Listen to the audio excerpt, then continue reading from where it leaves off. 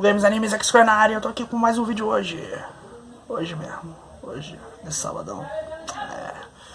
Cara, hoje eu tô pra falar de um dos games mais legais que eu joguei no PS2 e um dos games mais legais da Capcom, vamos dizer assim. Um dos melhores, na minha opinião, depois de Devil May Cry e depois de Resident Evil. Eu posso botar ali na minha lista de terceiros de um dos jogos da Capcom que eu amo pra caralho de paixão. Hoje é parte tu chegar mais pra saber, meu consagrado. Sabe sobre o que? Sabe sobre o que? Não, mas vou falar agora. Mas hoje chega mais pra saber sobre Onimusha. E cara, assim, eu tenho muita coisa pra falar desse jogo. Mano, eu zerei os 4. Que? Tu deve estar pensando. 4 jogos? Os 4 games do Onimusha, assim, teve 4. Ele lançou no começo de janeiro de 25 de janeiro de 2021. E ele teve seu remaster, o primeiro Onimusha, no caso, Onimusha Warlords, em 15 de janeiro de 2019.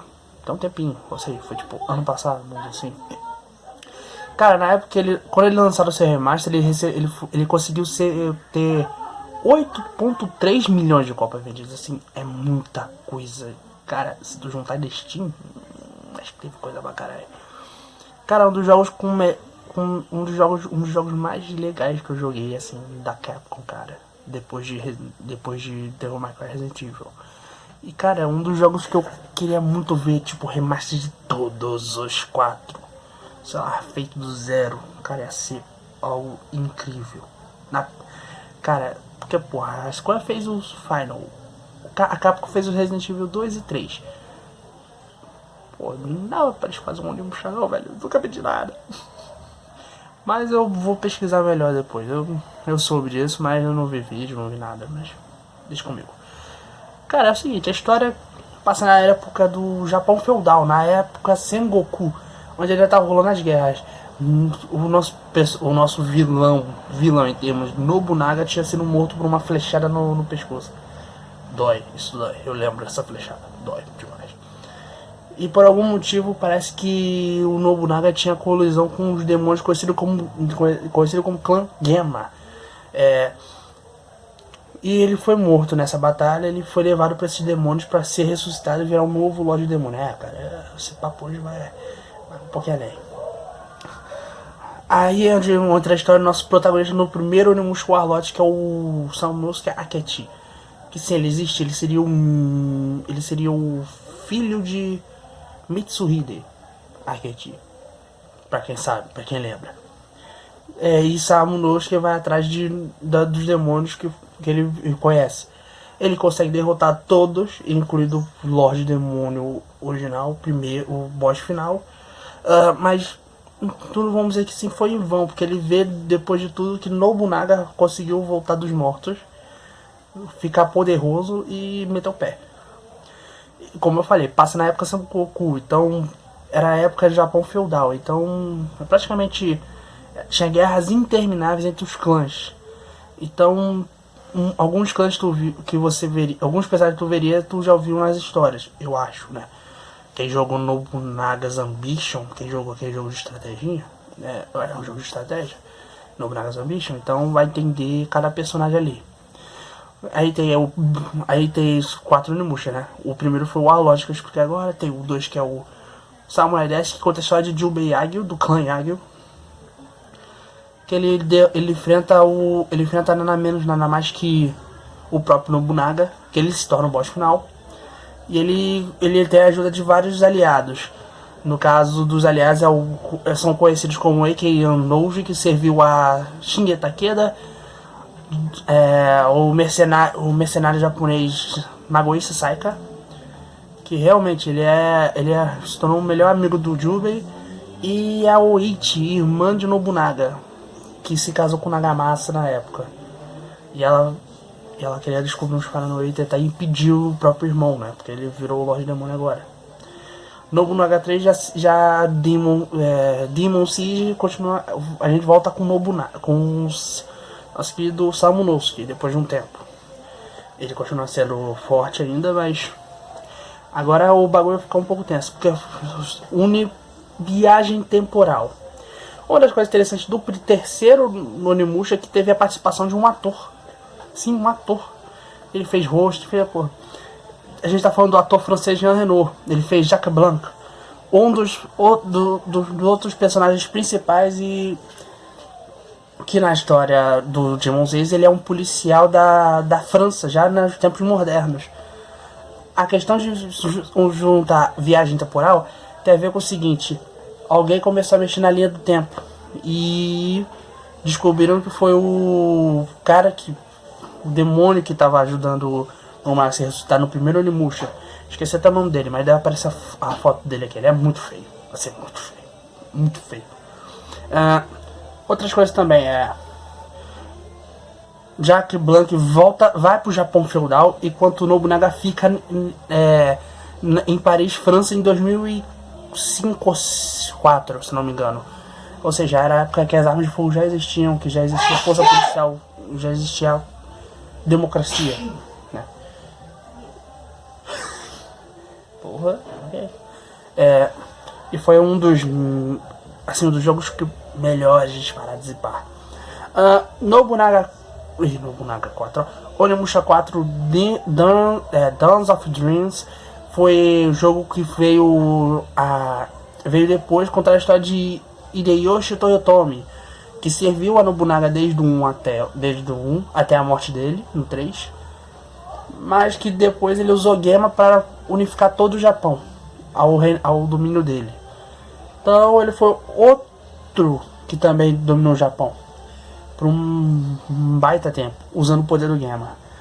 Só que ele ganhou aliados poderosos. E a história também conta com o protagonista, que é o nosso herói, vamos dizer assim, Hideyasu Yuki, que assim como Jubei e Samunosuke, ele também enfrenta a Gema até contra os inimigos. Ele tem duas espadas. Uma é a espada que ele já usa, que ele ganhou de presente da mãe dele, e a outra espada é uma espada que eu nunca vi, nunca citaram, então é uma espada que ajuda ele com os poderes. É muito interessante a espada.